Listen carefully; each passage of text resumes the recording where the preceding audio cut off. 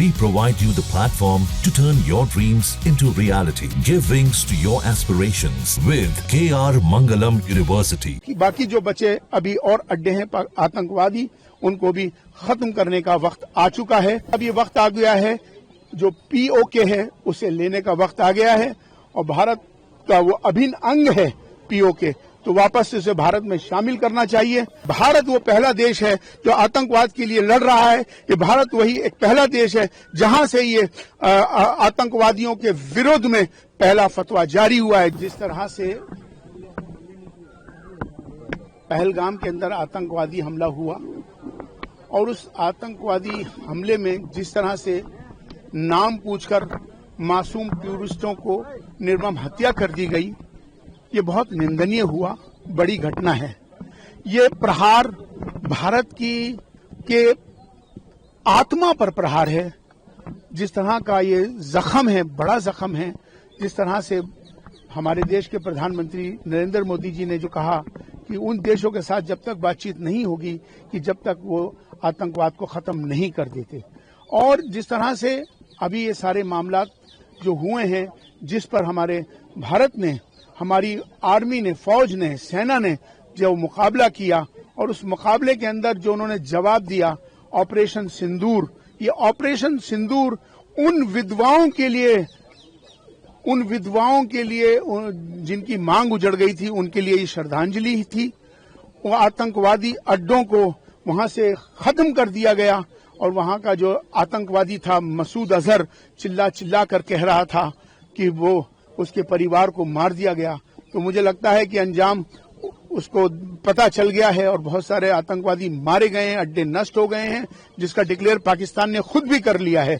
तो मुझे लगता है कि जो बाकी जो बचे अभी और अड्डे हैं आतंकवादी, उनको भी खत्म करने का वक्त आ चुका है और खास तौर पर अब ये वक्त आ गया है, जो POK है उसे लेने का वक्त आ गया है और भारत का वो अभिन्न अंग है POK, तो वापस से उसे भारत में शामिल करना चाहिए और जिससे कि उन लोगों को ये समझ में आ जाए, पाकिस्तान को, कि जिस तरह की उन्होंने हरकतें करी हैं, जिस तरह से आतंकवाद का बढ़ावा दिया है, अब उनको उसका जवाब देने का वक्त आ गया है। बलूचिस्तान भी लगातार मांग कर रहा है। बलूचिस्तान का मसला आजादी का आज का नहीं है।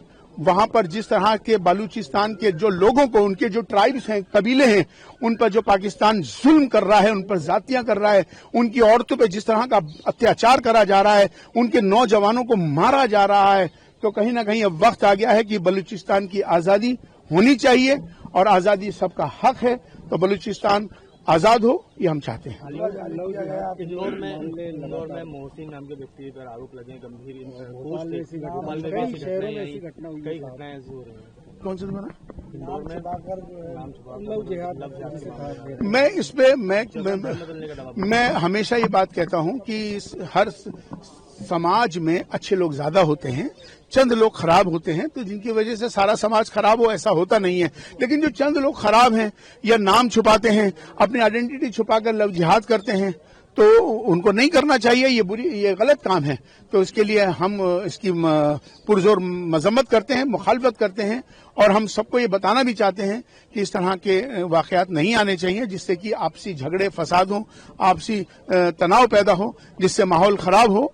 तो ये इससे हमें बचना चाहिए। दूसरी बात यह है कि जो सबसे इम्पोर्टेंट बात है कि 22 अप्रैल के बाद, 22 अप्रैल को जिस तरह से पहलगाम में आतंकवादी हमला हुआ, उसके बाद से 27 अप्रैल को भारत का विश्व का पहला फतवा 27 अप्रैल को नई दिल्ली इमाम हाउस से चीफ इमाम होने के नाते हमने जारी कर दिया है। ये विश्व का पहला फतवा है जिसके अंदर ये साफ तौर पर ये बता दिया गया है कि कोई भी आतंकवादी का जब मजहब नहीं होता तो उसकी जनाजे की नमाज भी नहीं पढ़ाई जाएगी। 5.5 लाख मस्जिदों को ऐलान कर दिया गया है भारत की कि कोई भी इमाम, कोई भी आतंकवादी मारा जाएगा, उसकी जनाजे की नमाज नहीं पढ़ाई जाएगी और दूसरा उसको कब्र में दफनाने की जगह नहीं दी जाएगी। दूसरा ये फतवा जारी हुआ है कि लश्कर तैयबा और जैश मोहम्मद ये नाम इस्लाम और मोहम्मद के नाम से रखे नाम हैं, तो लिहाजा ये आतंकवादी संगठन है।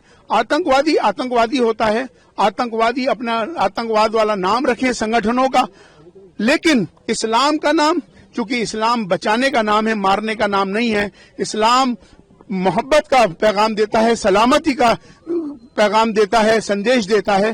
तो इसलिए हमने ऐलान किया है कि जैश ए मोहम्मद, लश्कर ए तोयबा, जमात उद दावा, इस्लामिक स्टेट, जितने भी इस्लाम के मोहम्मद के नाम से जितने संगठनों के नाम हैं, फौरन उनको हटाया जाए, उसका हमने ऐलान कर दिया है 27 अप्रैल को। ये फतवा विश्व का पहला फतवा है।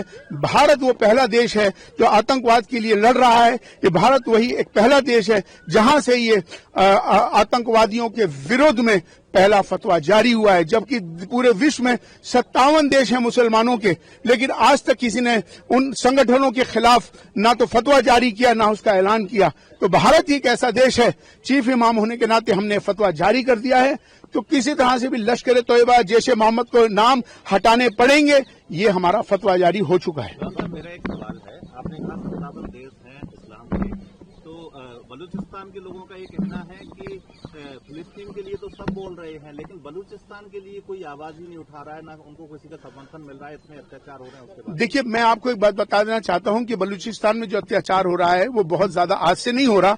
वो काफी अरसे से पाकिस्तान बलूच कबीले, जो कबाइले हैं, उनके ऊपर हमले हो रहे हैं, उनकी औरतों पर जुल्म ज्यादतियां हो रही हैं, उन पर बहुत अन्याय किया जा रहा है। तो अब मुझे लगता है कि अब वक्त आ गया है आजादी का। बलूचिस्तान अपनी आजादी की आवाज काफी पहले से उठा रहा है, तो बलूचिस्तान आजाद हो। और दूसरा, चाइना के अंदर जो मुसलमानों पर जो जुल्म हो रहा है उसकी कोई बात क्यों नहीं करते हैं वो 57 देश। सबको करना चाहिए। जो चाइना के अंदर जो मुसलमान हैं उन पर चाइना किस तरह से जुल्म करता है, तो हमें सबको ये चाहिए कि जुल्म कहीं भी हो, किसी के साथ भी हो, जुल्म जुल्म है, जुल्म नहीं होना चाहिए। बांग्लादेश में यूनिट सरकार को बांग्लादेश की सेना ने अल्टीमेटम दे दिया, चुनाव कराई, क्योंकि हमने देखा बांग्लादेश में बर्बरता हुई, हिंदुओं के साथ में तमाम चीजें हुई, और यूनिट सरकार जो है चीन के साथ मिलकर भारत खिलाफ ही कदम उठाती है लगातार। बिल्कुल, यही तो दुख की बात है। आज बांग्लादेश, जब बांग्लादेश बना था तो सहयोग किसने किया था? भारत ने सहयोग किया था। और आज तक उसके इंफ्रास्ट्रक्चर को डेवलप करने में, उसके विकास को करने में सबसे बड़ा योगदान और सहयोग भारत का रहा है। भारत ने हमेशा अपने पड़ोसी देशों के साथ बहुत अच्छे रिश्ते नाते रखे, लेकिन जिस तरह से वो दूसरों के बहकावे में आकर आज बांग्लादेश और बांग्लादेश के जो संगठन हैं जो भारत के विरुद्ध कार्रवाई कर रहे हैं, हंगामा कर रहे हैं और यहाँ लोगों को भेज रहे हैं, ये बहुत दुख की बात है। लेकिन हमने कह दिया है, चीफ इमाम होने के नाते हमने इसका ऐलान किया था, और तमाम हमने कहा था कि जिस तरह से जो वहां पर अल्पसंख्यक जो हिंदू हैं उनके ऊपर जो जुल्म ज्यादती हो रही है वो बिल्कुल नहीं है। यूनाइटेड नेशन को इस पर खबर लेनी चाहिए और उनके खिलाफ कार्रवाई करनी चाहिए, और वहां पर दोबारा से इलेक्शन हो और उसमें वो सरकार बने जो सबके लिए और सबके लिए बेहतर हो। देश के अंदर कई ऐसे स्थान है, बंगाल सहित मध्य प्रदेश में भी, जहाँ पर हिंदू पलायन कर रहे हैं। हाल ही में जो दंगे हुए वहाँ पर, उसके बाद कहीं ना कहीं सरकार ही एक दूसरे पर विपक्ष आरोप लगा रहे हैं कि पलायन उन वजह से नहीं किया है, दंगों की वजह से नहीं हो रहा है। देखिए, पलायन किन वजह से हो रहा है ये तो मुझे मालूम नहीं, लेकिन अगर कहीं पर किसी तरह के हालात इस तरह के हो रहे हैं, कहीं फसाद, नफरत, माहौल कहीं खराब हो रहा है, तो उस समाज को, सभ्य समाज को आपस में बैठकर सुलझाना चाहिए, ना कि पलायन करना। पलायन समाधान नहीं है।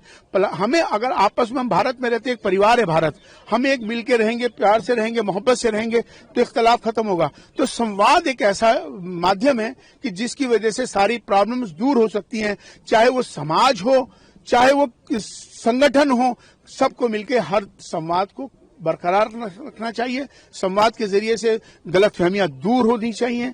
आपस में मंदिरों से, मस्जिदों से, मठों से, गुरुद्वारों से, उनके धर्मगुरुओं को चाहिए कि वो जो इस तरह की जो नफरत की बातें हो रही हैं, माहौल बन रहा है, उसको दुरुस्त करने में धर्म के लोग आगे आए। जनसंख्या नियंत्रण को लेकर क्या कहेंगे आप, क्योंकि जिस विश्व की सबसे बड़ी आबादी जो है वो भारत की हो चुकी है?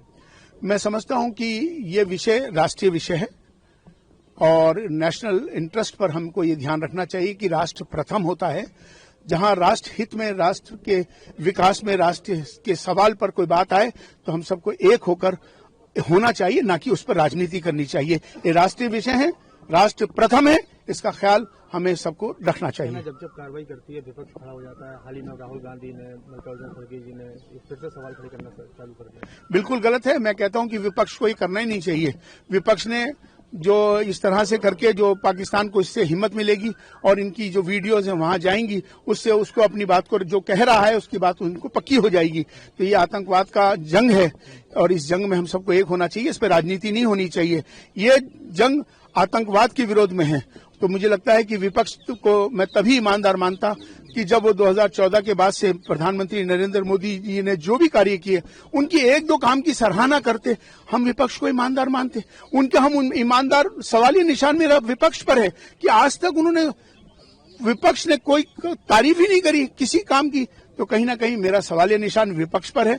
कहीं ना कहीं विपक्ष जो है गुमराह है। और मुझे लगता है कि ये जो आतंकवाद के मामले में पूरा देश जब एक हो गया तो एक होकर करने में ही तभी आतंकवाद का मुकाबला कर सकेंगे। न्यूज नेशन अब व्हाट्सएप पर खबरों के ताजा अपडेट के लिए न्यूज नेशन के इस QR कोड को स्कैन करें।